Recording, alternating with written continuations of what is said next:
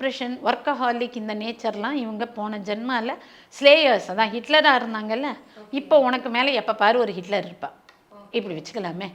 உன்னை சார்ந்தவங்க எல்லாரும் உன்னை ஹிட்லராக யூஸ் பண்ணுவா. அப்படிப்பட்ட இந்த கர்மாலேருந்து இவங்க வெளியே வரத்துக்கு மகிஷாசுர மர்தினி. மகிஷம்ங்கிறது எருமை.